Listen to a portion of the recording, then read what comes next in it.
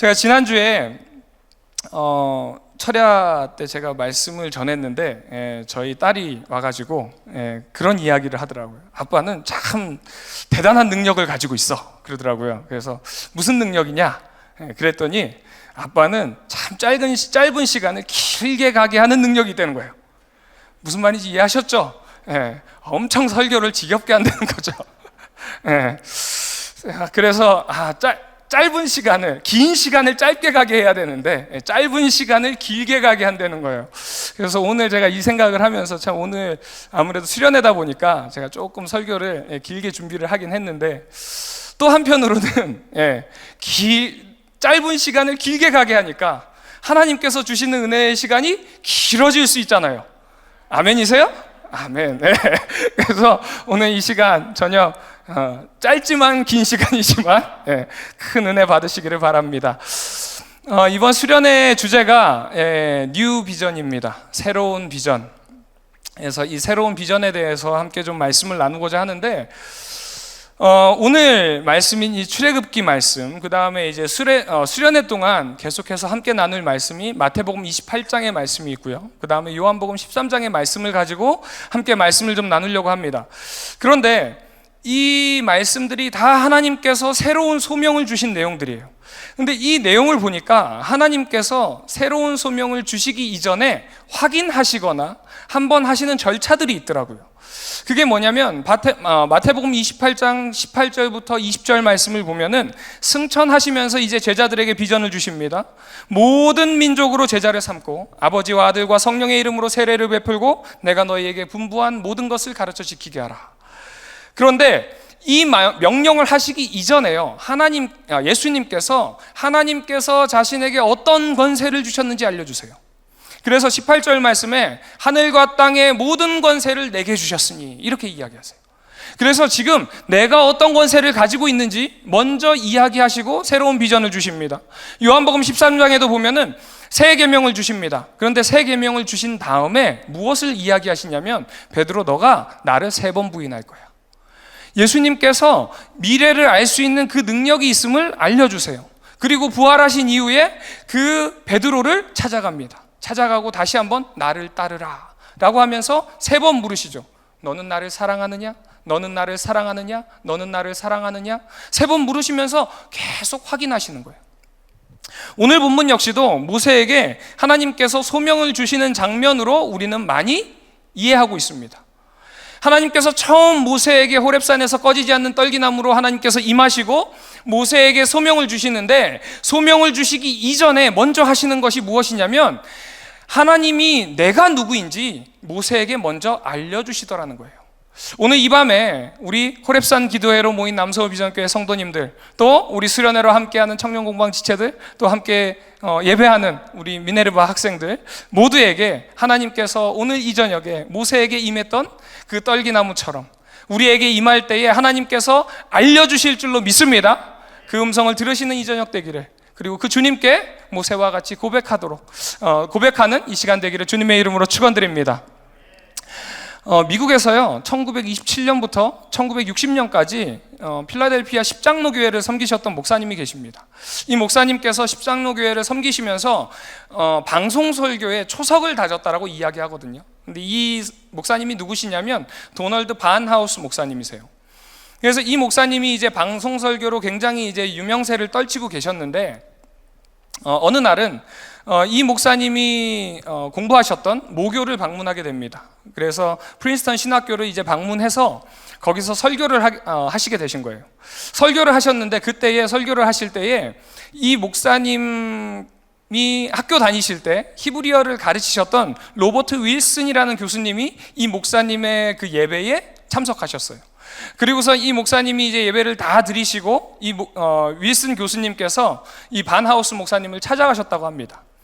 찾아가셔서 이 반하우스 목사님이 예전에 교수님이 자신을 찾아오니까 너무 반갑게 인사를 했어요. 인사를 했는데 이 윌슨 교수님이 이렇게 이야기하셨대요. 만약에 다음에 자네가 다시 학교에 설교를 하러 온다면은 나는 이제 오지 않아도 될 것 같네.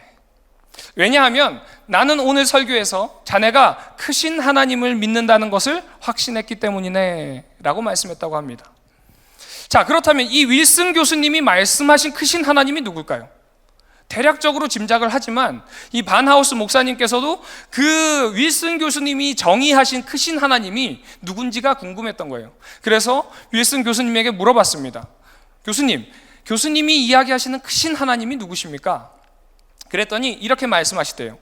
크신 하나님을 믿는 사람은 하나님의 말씀이 이루어지고 명령하시면 그대로 성취된다는 것을 믿는 사람들이라네. 그런 사람들에게는 하나님의 말씀이 이루어지는 것을 보게 되고 하나님의 명령이 성취되는 것을 경험하게 되지. 그런데 반대로 작은 하나님을 믿는 사람들이 있다는 거예요. 작은 하나님을 믿는 사람들은 하나님께서 기적을 일으킬 수도 없고 성경을 영감해서 말씀하실 수도 없고 자기 백성에게 간섭할 수도 없다라고 생각하신다는 거예요. 결국 작은 하나님을 믿는 사람은 하나님을 믿긴 믿는데 하나님께서 하실 수 있는 것이 극히 적다라고 자신의 생각으로 하나님을 작게 만드는 사람들이라는 거예요. 여러분들은 어떤 하나님을 믿고 계십니까? 크신 하나님입니까? 작은 하나님이십니까? 크신 하나님을 믿기를 주님의 이름으로 축원드립니다. 하나님은 당연히 크시죠. 아멘이십니까? 당연히 크세요. 무엇보다 크신 하나님이세요. 말로 표현할 수 없을 정도로 크신 하나님이세요. 그런데 하나님께서 그 크신 하나님의 모습을 오늘 본문을 통해서 모세에게 알려주십니다. 모세가 하나님을 꺼지지 않는 떨기나무에서 만나고 이제 하나님과 대화를 시작하죠. 그런데 모세가 중간에 하나님께 질문합니다. 하나님은 누구십니까? 라는 이 질문에 하나님께서 14절 말씀에 이렇게 대답하십니다. 하나님이 모세에게 이르시되, 우리가 잘 아는 것처럼 나는 스스로 있는 자니라. 하나님께서 모세에게 자신의 이름을 설명하시는데 나는 스스로 있는 자다. I am who I am. 이렇게 이야기를 하시는 거예요. 그런데 이것이 어떤 의미냐면요, 당시의 의미로 하나님은 바로보다 크시고 애굽의 어떤 신들보다 크다는 의미예요. 모세가 이 이야기예요. 왜 그러냐면 당시의 애굽 신들은 모든 신들에게 이름이 있었습니다. 그 이름을 통해서 이 신이 무엇을 관장하는지가 정해져요. 그런데 그 신의 능력을, 그 이름을 붙인 사람들은, 지금 말씀드렸죠, 사람이에요. 사람이 신의 이름을 정했어요. 무슨 말이냐면 그 신을 사람이 만들었다는 거예요. 사람이 그 신의 능력을 정의했다는 거죠. 그래서 가장 큰 신인 태양신의 대리자가 바로예요. 그러니까 바로가 어떻게 보면 신들 중에서 가장 큰 신이거든요. 그런데 하나님께서, 하나님 당신은 누구십니까? 당신의 이름을 무엇이라고 제가 말해야 됩니까? 라고 이야기했을 때 나는 스스로 있는 자야. 이 말은 무엇이냐면 누군가가 나의 이름을 정의할 수 없다는 거예요. 이 의미는 하나님의 이름을 지을 누군가가 없었다라는 것을 의미합니다. 나는 창조주야, 이것을 의미하는 거예요. 아멘이십니까? 누가 나를 정의할 수 없어. 나의 이름을 누가 정의할 수 없다라는 거예요. 그렇기 때문에 하나님께서 지금 모세에게 알려주시는 것은 무엇이냐면 바로 왕 앞에서 두려워하지 마. 애굽에 많은 신들이 있다고 두려워하지 마. 나는 그들보다 훨씬 크고 훨씬 더 위대하다라는 것을 모세에게 알려주고 계신 거예요. 하나님께서 이렇게 크고 놀라우신 분인 것을 믿으시기 바랍니다. 그렇다면 작은 하나님은 누구인가? 내 생각 안에 가두는 거예요. 하나님이 이렇게 크신데 그 하나님의 능력을 내 생각 안에 자꾸 가두더라는 거죠. J.B. 필립스 교수님이 쓰신 Your God is too small 이라는 책이 있습니다. 당신의 하나님은 너무 작습니다, 이런 책이에요. 근데 이 책의 첫 번째 챕터가 뭐냐면 어린 시절의 아버지입니다. 당신의 하나님이 너무 작다라고 이야기하는데 그 첫 챕터가 현세의 아버지를 이야기하고 있어요. 무슨 말이냐면 하나님 아버지라는 그 단어 때문에 하나님 아버지의 그 이미지가 그만큼 친근하다라는 것을 의미하는 것이 아니라 그 현세의 아버지 이미지가 이걸 하나님의 이미지로 투영되더라는 거죠. 그래서 아버지가 너무 근엄하신 아버지였으면 하나님의 이미지가 그런 근엄하신 이미지로 굳어버리는 거예요. 또 하나님이 아버지가 굉장히 푸근하시고 너무 자상하시면 하나님이 너무 자상하신 분으로만 깨달으세요. 그래서 우리가 많이 하는 그 말 중에서 하나님은 사랑이시다, 그런 이야기 많이 하시죠. 하나님은 사랑이십니다. 그런데 제가 예전에 그런 이야기 한 적이 있습니다. 이 단어보다 저는 하나님은 선하시다라는 단어를 더 좋아합니다. 왜냐하면 하나님은 사랑만 있으신 게 아니에요. 사랑으로 모든 것을 포용하시지만 그 안에서도 하나님은 무서운 하나님도 있어요. 경외의 하나님. 하나님을 경외해야 되거든요. 그러니까 하나님의 모습, 제자 훈련을 하다 보면은 청년들과 이야기하고 또 집사님들과 장로님들과 이야기를 하다 보면요, 하나님의 이미지에 대해서 굉장히 무서운 하나님, 엄한 하나님, 내가 이 말씀대로 하지 않으면 하나님께서 나를 벌하실 거야 라고 생각하시는 분들도 있고요. 또 어떤 분들은 내가 무엇을 해도 하나님은 다 용서해 주실 거예요. 당연히 용서해 주시죠. 그런데 하나님의 그 사랑을 느꼈다면, 예수님의 그 사랑을 알았다면 거기에 대한 반응 역시도 하나님께서는 요구하고 계세요. 근데 그것이 아니라 그냥 그 하나님 사랑으로 다 포용해 주신다라고 생각하는 거예요. 제가 가끔 가다가 이제 영성 그 세미나나 치유 세미나를 다녀보면은 거기에서도 항상 나오는 얘기가 이 아버지의 모습이에요. 아버지를 통한 그 쓴뿌리를 깨는 치유 사역도 많이 하고, 영성을 이야기할 때도 하나님에 대한 이미지를 바꾸는 것을 굉장히 많이 이야기합니다. 왜 그러냐면 이 아버지에 대한 이미지, 현세에서 우리의 현실의 아버지의 이미지가 하나님의 이미지로 굳어버리다 보니까 우리 스스로가 하나님의 능력을 자꾸 올가매버리는 거예요. 하나님은 혼내시기만 하는 하나님, 아니면 하나님은 다 품어주시는 하나님, 이거 두 개밖에 없더라는 거예요. 그런데 모세는 어땠을까요? 모세도 그랬습니다. 3장의 내용을 보면 하나님께서 모세에게 나타나셔서 하나님이 어떤 분이신지 계속 알려주세요. 오늘 우리 읽었던 본문의 말씀처럼요. 자, 그렇다면은 하나님이 어떤 신들보다 위대하고 바로보다도 훨씬 더 뛰어나다라는 것을 모세에게 알려주셨습니다. 그러면 모세가 어떻게 해야 될까요? 할렐루야, 아멘, 믿습니다 하고 나가야죠. 그런데 그게 아니라 모세가 두려워합니다. 4장으로 넘어가면 4장 1절에 이렇게 말씀하고 있습니다. 우리 한번 함께 읽도록 하겠습니다. 4장 1절 말씀입니다. 함께 읽습니다. 시작. 모세가 대답하여 이르되 그러나 그들이 나를 믿지 아니하며 내 말을 듣지 아니하고 이르기를 여호와께서 내게 나타나지 아니하셨다 하리이다. 하나님께서 나는 이렇게 크고 나는 이렇게 능력이 많아, 두려워하지 마, 떨지 마 라고 이야기했는데, 모세가 이야기하는 것이 무엇이냐면 내가 지금 이스라엘 백성들에게 나아가서 하나님이 나를 보내셨다 라고 이야기할 때 이스라엘 백성들이 나 못 믿으면 어떡할까요? 하나님 그러면 어떡할까요? 두려워하고 있는 거예요. 그러니까 하나님께서 6절 7절에 이런 일을 보이십니다. 6절 말씀 함께 읽습니다. 시작. 여호와께서 그에게 이르시되 내 손을 품에 넣으라 하시매 그가 손을 품에 넣었다가 내어보니 그 손에 나병이 생겨 눈같이 된지라. 두려워하고 있으니까 하나님께서 증거를 보여주시는 거예요. 네 손을 품에 넣었다가 이렇게 내봐 라고 했더니 나병이 생겼어요. 손이 갑자기 눈처럼 됐대요. 그리고 7절에 다시 말씀하십니다. 7절 말씀 함께 했습니다. 시작. 이르시되 내 손을 다시 품에 넣으라 하시매 그가 다시 손을 품에 넣었다가 내어보니 그의 손이 본래 살로 되돌아왔더라. 나병이 됐는데 다시 넣었다 뺐더니 원래 살로 돌아왔다는 거예요. 순식간에 하나님께서 병도 들게 하시고 병도 낫게 하시더라는 거죠. 이것이 무엇을 의미하실까요? 이 땅의 모든 질병을 관장하는 분이 누구라고요? 하나님이라는 거예요. 하나님께서 모든 것을 하실 수 있다는 거예요. 병을 들게도 할 수 있고 병을 낫게도 할 수 있다는 거죠. 그러니까 담대하라 라고 하는데 모세가 또 이야기합니다. 주님, 나는 입이 뻣뻣한 자입니다. 그러니까 하나님께서 너무너무 답답하세요. 11절 말씀 보면은 약간 화를 내시는 투로 이야기를 하십니다. 11절 말씀 띄워주시면은 우리 함께 읽도록 하겠습니다. 함께 있습니다. 시작. 여호와께서 그에게 이르시되 누가 사람의 입을 지었느냐? 누가 말 못하는 자나 못 듣는 자나 눈 밝은 자나 맹인이 되게 하였느냐? 나 여호와가 아니냐? 아멘이십니까? 모든 능력은 하나님으로부터 있다는 거예요. 하나님께서 이걸 가르쳐 주시는 거예요. 그리고 12절에 이렇게 이야기하십니다. 이제 가라. 내가 내 입과 함께 있어 할 말을 가르치리라. 아멘. 하나님께서 보내시는 거예요.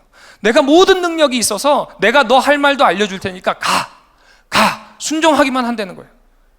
그런데 이 이전까지는 모세는 계속해서 하나님을 자신의 생각 안에서 가두었습니다. 그런데 그 작은 하나님, 그 자신의 생각 안에 가두었던 하나님을 누가 풀어주시나요? 하나님께서 풀어주시더라는 거예요. 하나님께서 풀어주시니까요, 작고 보잘것없고 하나님을 자기 생각 안에 가두었던 그 모세가 이스라엘 백성들을 이끄는 위대한 선지자가 되었다는 것을 믿으시기 바랍니다. 삶의 변화는요, 작은 하나님을 믿을 때 일어나지 않습니다. 윌슨 교수님이 이야기했던 것처럼 하나님은 작은 하나님을 믿을 때는 결코 하나님께서 역사하시지 않습니다. 크신 하나님을 믿을 때 그 하나님의 기적이 여러분의 삶 가운데 일어나는 줄로 믿습니다. 오늘 이 저녁이 여러분의 마음속에 있는 작은 하나님이 깨어지고 그 크고 놀라우신 하나님을 경험하는 밤 되기를 주님의 이름으로 축원드립니다. 그럴 때 기적이 일어나는 거예요. 그럴 때 기적이 일어나는 거예요. 믿고 선포하고 나아갈 때. 우리가 부르짖잖아요. 우리 아까 전도사님 찬양하실 때 기도하시면서 무릎 꿇고 기도하시고 부르짖는데, 그러면 하나님이 역사하신다니까요. 아멘이십니까? 오늘 청년들 기도할 때도 다 믿음으로 부르짖기를 주님의 이름으로 축원드립니다. 자, 그런데 말씀을 자세히 보면은 모세가 가지고 있던 이 작은 하나님의 생각, 누가 깨트렸다고요? 하나님이 깨트리는 거예요. 우리가 이것을 깨트릴 수 있다라고 생각하죠. 아니요, 하나님이 깨트리는 거예요. 하나님께서 깨트려 주셔야 돼요. 왜냐하면 우리는 우리의 생각으로 자꾸 하나님을 작게 만들어요. 세상에서 듣는 지식과 세상에서 듣는 소리와 경험들, 모든 것들이 자꾸 하나님을 작게 만들더라는 거예요. 점점 하나님을 작게 만듭니다. 근데 모세는 하나님을 왜 작게 만들었는가? 모세가 지금 이 호렙산에 있기 이전에 우리가 잘 아는 것처럼 원래 어디의 왕자였어요? 이집트의 왕자였죠. 그러니까 모세가 원래는 애굽 사람들이 받는 교육들을 계속 받았습니다. 그리고 애굽 사람이 받는 교육이 아니라 왕자가 받는 교육을 받았다는 거예요. 그래서 당시에 애굽에서 통용되던 일상 문자뿐만이 아니라 좀 더 전문적인 상형 문자들을 배웠어요. 히타이어도 배웠고 아카드어도 배웠고 미노아어도 배웠고 많이 배웠어요. 그 다음에 이집트에 있는 문학들을 배우기 시작합니다. 서사들을 듣고요, 자서전들을 듣고요, 교훈도 듣고 문학도 계속 배웠습니다. 그런데 당시의 모든 교육들은 다 종교가 베이스예요. 모든 것이 신에 대한 부분들이에요. 이집트 세계관에 대한 부분들이 대부분이더라는 거죠. 그러니까 모세가 지금 이 호렙산에서 만나기 이전에 가지고 있던 모세의 생각은요, 여전히 이집트인의 생각을 가지고 있었다는 거예요. 그래서 모세가 지금 하나님을 만났을 때 분명히 하나님을 알았죠. 그런데 모세의 이 교육이, 생각이 하나님을 작게 만들더라는 거예요. 벌써 모세의 머릿속에는요, 최고의 신이 정해져 있어요. 최고의 신은 누군가요? 바로예요. 바로가 태양신의 대리자라는 것이 깨어지지 않더라는 거예요. 뭐 때문에? 나의 지식과 경험 때문에 하나님을 한정 지어버리는 거예요. 그래서 3장 말씀이 이렇게 한정 지어진 모세의 생각을 깨트리는 내용이에요. 근데 이게 모세만의 문제일까요? 우리 역시도 마찬가지입니다. 여러분, 하나님 얼마나 알고 계십니까? 안다면은 얼만큼 알고 계세요? 한 신학 석학이 돌아가시기 전에 그런 이야기 했습니다. 내가 평생 동안 성경을 공부했는데, 하나님에 대해서 공부했는데, 내가 지금 가지고 있는 지식이 태평양 바닷가에서 한 컵 물 뜬 거밖에 안 된다고. 그만큼 하나님에 대해서 조금 알고 있다는 거예요. 지식적인 아는 것으로는 하나님을 알 수 없습니다. 성경에서 하나님을 안다라고 이야기하는 단어를요, 히브리어로 야다라는 단어를 씁니다. 이 야다라는 단어는 지식적으로 안 것이 아니에요. 내가 체험하는 거예요. 하나님을 만나서 아는 거예요. 그렇기 때문에 내가 하나님 어떤 사람인지 알아요. 어떤 분이신지 알아요. 성경에서 이야기하는 이 하나님, 모세가 만났고 아브라함이 만났고 다윗이 만났고 솔로몬이 만났고 베드로가 만났고 바울이 만났던 그 하나님, 그 예수님, 내가 압니다 라는 것. 야다, 이 의미는 내가 체험했습니다 라는 거예요. 그 하나님의 능력을 체험했습니다, 이 의미예요. 내가 그냥 성경을 통해서 하나님이 이런 분입니다, 전지전능하신 분입니다, 무소부재하신 분입니다, 이런 의미가 아니에요. 성경을 수십 번 읽고요, 신학을 아무리 많이 공부해도, 교회를 오래 다녀도 하나님을 경험하지 않으면요, 아는 것이 아니에요. 말씀을 통해서 우리가 깨닫고 그 말씀이요, 우리의 삶 속으로 들어와야 돼요. 삶 속에서 역사하시는 그 하나님을 만나야 돼요. 항상 그런 이야기 하잖아요. 우리와 함께 동행하시는 하나님, 그 동행하시는 하나님을 느껴야 돼요. 매일 가면서 하나님이 나에게 이런 은혜를 주시고 있구나 경험해야 되더라는 거예요. 그냥 단순히 내가 압니다, 하나님 내가 알아요, 하나님 나랑 함께 하시죠, 예수님 성령님 나와 함께 하시죠, 그것이 아니라 내 삶에 역사하시고 내 입술을 주장하시고 내가 갈 길을 알려주시고 만날 분을 만나게 하시는 그 하나님의 인도하심을 경험해야 한다는 거예요. 그것이 야다예요. 그런데 문제는요, 너무 많이 공부를 해서 문제예요. 왜 이렇게 교회가 나누어질까요? 신학적으로 왜 이렇게 많이 나누어질까요? 너무 많이 공부해서 그래요. 하나님을 경험하는 것이 아니라 문자적으로, 학문적으로 하나님을 아는 거예요. 진짜 말 그대로 신학을 하는 거예요. 신에 대한 공부를 하더라는 거죠. 하나님을 경험해야죠. 하나님을 경험해야 그 하나님이 얼마나 위대하고 놀라우신지를 아는데, 윌슨 교수님이 왜 바나우스 목사님에게 가서 그런 이야기를 했을까요? 이 윌슨 교수님은요, 가르치셨던 목사님들이 올 때마다 그 설교를 들으셨대요. 그리고 말씀하셨대요. 당신의 하나님은 작은 하나님이에요. 당신의 하나님은 크신 하나님이에요. 무엇일까요? 경험하지 못하더라는 거죠. 신학적으로 잘 풀 수 있어요. 말씀적으로 잘 풀 수 있어요. 그런데 내가 경험하지 못하면요, 그것은 그냥 아는 것뿐이에요.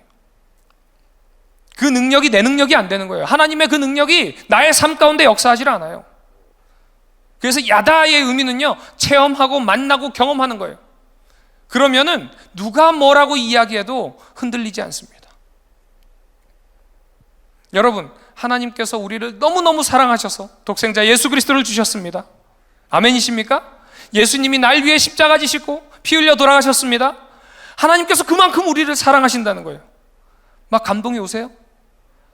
너무너무 감격하세요? 예수님이 나 때문에 돌아가셨다는 게 너무 감격적이에요? 너무 많이 들으셨죠? 하나님 우리 사랑한다는 건 너무 많이 들었죠?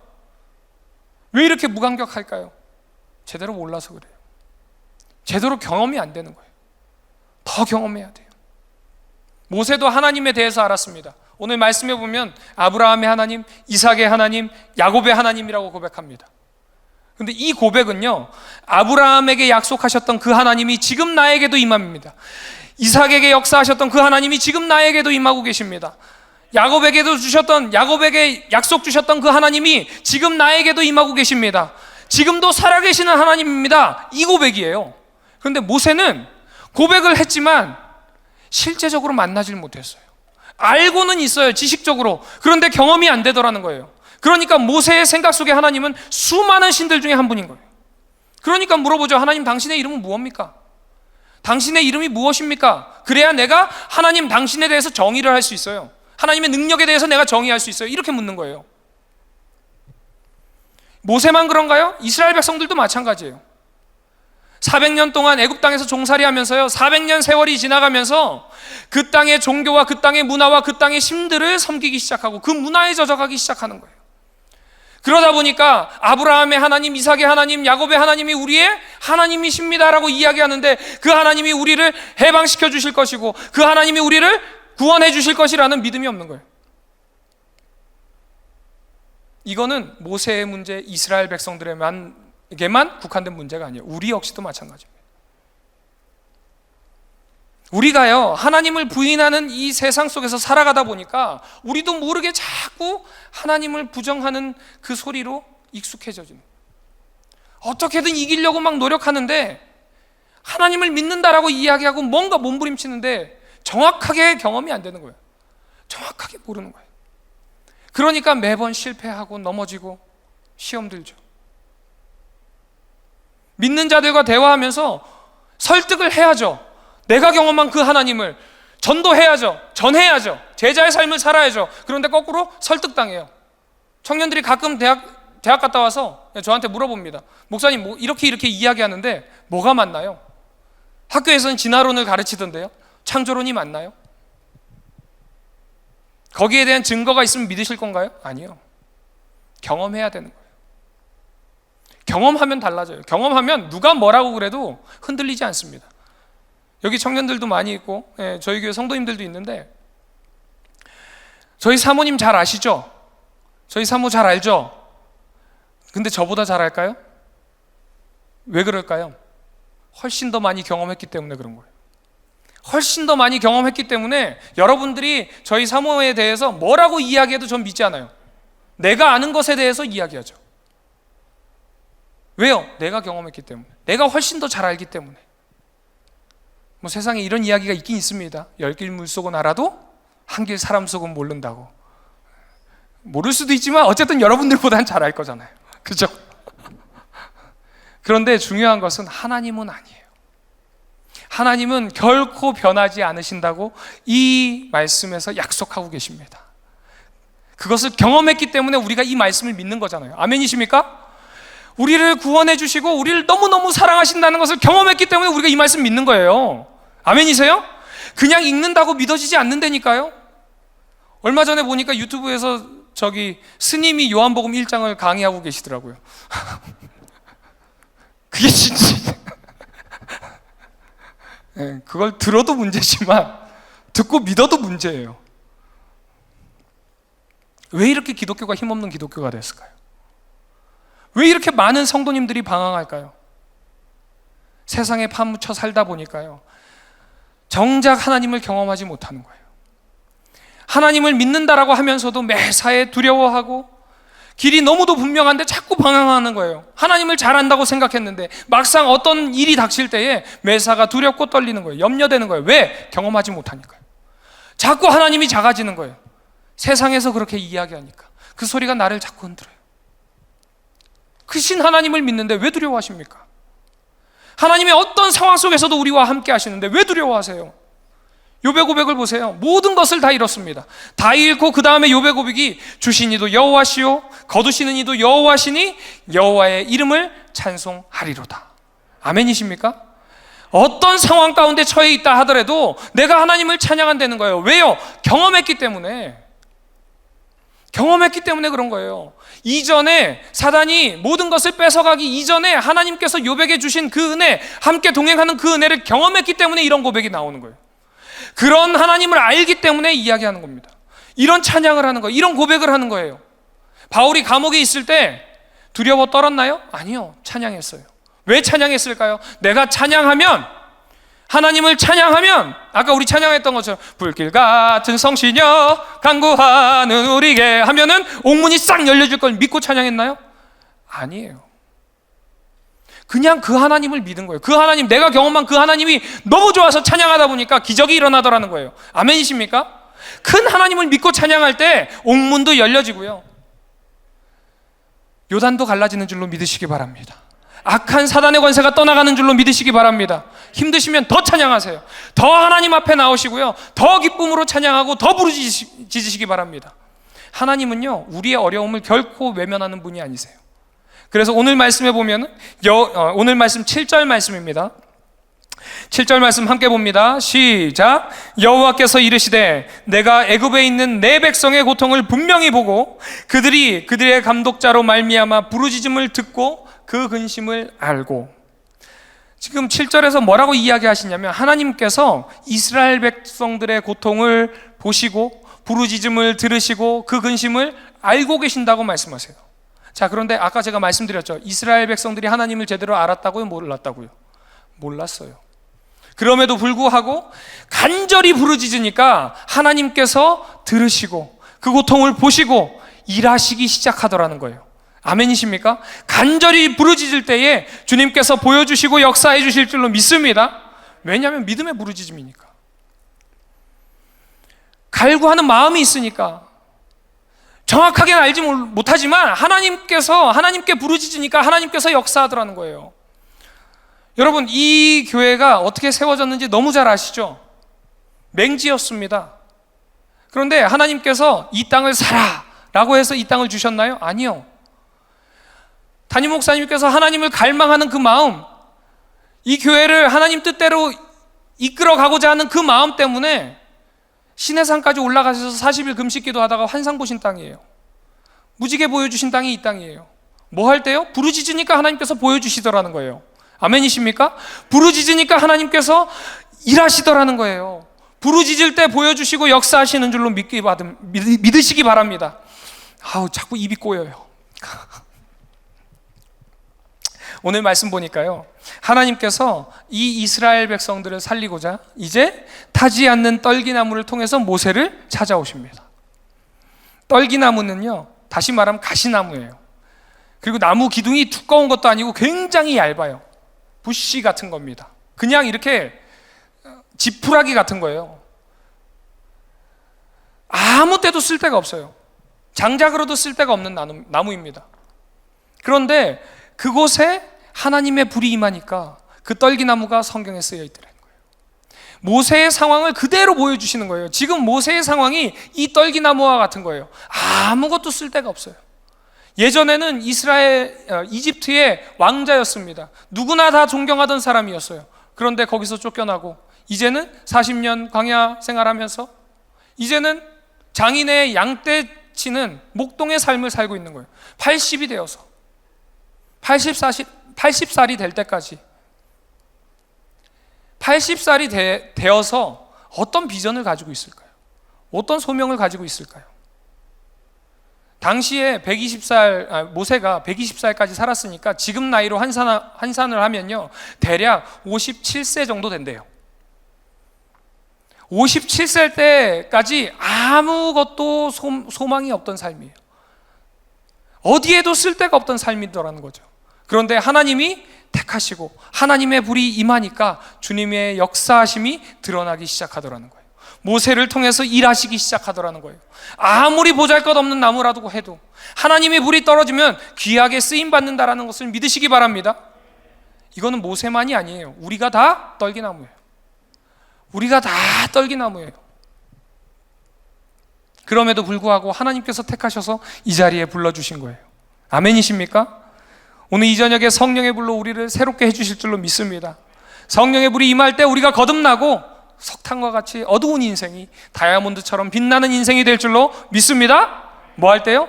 그 크신 하나님을 믿을 때, 하나님을 바라할 때, 야다, 그 하나님을 경험할 때. 하나님께서 왜 이스라엘 백성들을 애굽에서 단번에 해방시키지 않았을까요? 왜 바로의 마음을 강팍하게 하셔서 10가지 재앙을 그 애굽 땅에 내리셨을까요? 그것은 딱 하나예요. 하나님의 위대하심을 보라는 거예요. 하나님을 똑바로 알으라는 거예요. 그들이 섬기고 있던 파리신, 개구리신, 메뚜기신, 어둠의 신 등이 다 여호와 하나님 앞에서 얼마나 비천한 것인지, 아무것도 아닌지를 그들에게 직접 보여주셨다는 거예요. 왜 하나님께서 이스라엘 백성들을 홍해바다로 인도하셔서 바다가 갈라지는 놀라운 일을 보여주셨을까요? 왜 굳이 하나님께서 그런 길을 택했을까요? 하나님이 바다를 창조하시고 바다를 주관하시는 여호와임을 보이기 위하심이에요. 아멘이십니까? 왜 이스라엘 백성들을 40년 광야 생활 동안 만나를 먹이시면서 살게 하셨을까요? 하나님께서 하늘 문을 열 수도 있고 닫을 수도 있는 능력의 하나님이시라는 것을 이스라엘 백성들에게 보이신 거예요. 오늘 이 말씀이 이 시간 우리에게도 동일하게 임하는 말씀인 줄로 믿습니다. 이 저녁 우리가 부르짖을 때에 이스라엘 백성들이 경험했던 그 하나님을 알게 될 줄로 믿습니다. 아프십니까? 고통을 아신대요. 힘드세요? 힘듦을 아신다는 거예요. 부르짖을 때에 하나님께서 응답하신다라고 이야기합니다. 하나님을 한 번에 다 할 수는 없어요. 그러나 그 크신 하나님을 믿고 구하고 부르짖을 때에 하나님께서 불도 내려주시고 홍해도 갈라주시고 만나와 메추라기를 내려주시고 반석에서 샘물 나게 하시고 쓴물이 단물 되게 하시는 줄로 믿으시기 바랍니다. 우리 CCM 작곡가 중에서 김도연 씨라는 분이 계십니다. 이분께서 모태신앙으로 태어나서요, 중학교 때 하나님을 인격적으로 만나셨대요. 그러면서 하나님 앞에서 결단했다고 합니다. 하나님, 내가 하나님을 찬양하는 사람이 되고 싶습니다. 하나님을 찬양하는 그 곡을 쓰기를 원합니다. 이제 하나님께 그런 비전을 품고 하나님께 기도하기 시작했어요. 그런데 하나님께서 그 비전에 응답하셔서 당시에 주찬양 선교단이라는 찬양팀에 들어가게 됐대요. 우리가 잘 아는 그 최덕신 목사님께서 당시에 인도하시던 그 찬양팀이었는데 거기서 이제 함께 찬양팀으로 섬기게 됐다는 거예요. 그렇게 찬양팀으로 섬기다가 어느 날 대학가요제가 있어서 이제 대학가요제에 나갔는데 거기서 입상을 하게 됩니다. 그런데 입상을 하면서 당시에 가수 김현철 씨에게 눈에 띄인 거예요. 그래서 김현철 씨가 이분을 스카우트했어요. 그래서 나랑 함께 좀 작업했으면 좋겠다 라고 이야기하면서 이제 김현철 씨와 함께 가요계 생활을 하기 시작했대요. 근데 뭐 잘 아는 것처럼 가요계 생활이 그렇잖아요. 매일 뭐 늦게까지 일하고 또 항상 술자리에 가야 되고 막 그러다 보니까 점점 삶이 허무해지기 시작하더래요. 분명히 나는 여기에 처음 들어갈 때 나는 선한 영향력을 끼치기 위해서 작곡가로 가수로 되겠다라고 결심하고 여기 왔는데 영향력을 끼치기는커녕 점점 내 삶이 허무해지는 것을 느끼는 거예요. 음악도 내 음악을 해야 되는데 내 음악을 하는 것이 아니라 그냥 남의 음악 하고 있는 것 같고, 세상과 타협하면서 자꾸 술자리에서 술을 하게 되고 하루하루를 너무너무 허무하게 보냈더라는 거예요. 그래서 어느 날 깨달았대요. 내가 이러면 안 되겠다. 그러고서는 그 가요계를 떠나서 이제 CCM 찬양사로 다시 사역을 시작합니다. 그러면서 기도하면서 열심히 작곡을 하고 CCM 1집을 냈대요. 그 1집 타이틀곡이 낙타 속눈썹이랍니다. 혹시 들어보신 분 계신가요? 아무도 안 계시죠? 이 말은 1집이 망했어요. 폭삭 망했어요. 그러니까 너무너무 실망이 되는 거예요. 나는 분명히 하나님의 비전 받고 하나님 앞으로 나아가고자 해서 나왔는데 세상 가운데 그 그리스도인의 빛과 소금의 역할을 감당하기 위해서 갔는데 거기서도 실패하고, 그래서 하나님을 찬양하겠습니다 하고 그 소망대로 다시 CCM계로 왔는데 거기서도 망하고 너무너무 낙심이 되더라는 거예요. 하나님이 꼭 날 버린 것 같더래요. 그래서 어느 날 교회에 가서 기도를 하는데 성경을 펴고 읽어야 되겠다라는 생각이 자꾸 들더래요.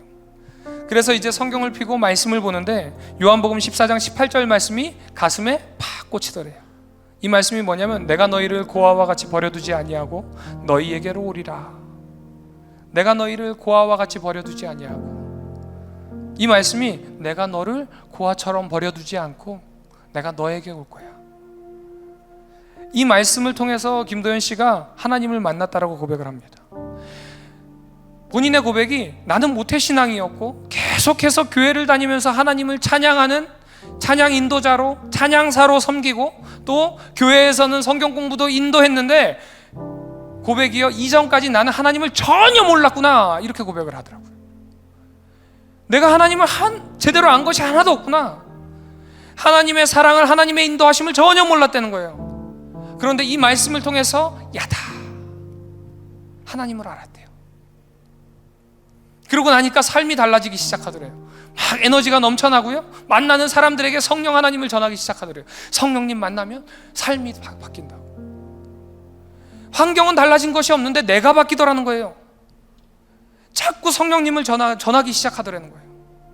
이런 변화의 삶 속에서 이 요한복음 14장 18절을 계속 묵상하면서 작곡한 찬양이 성령이 오셨네 라는 찬양입니다.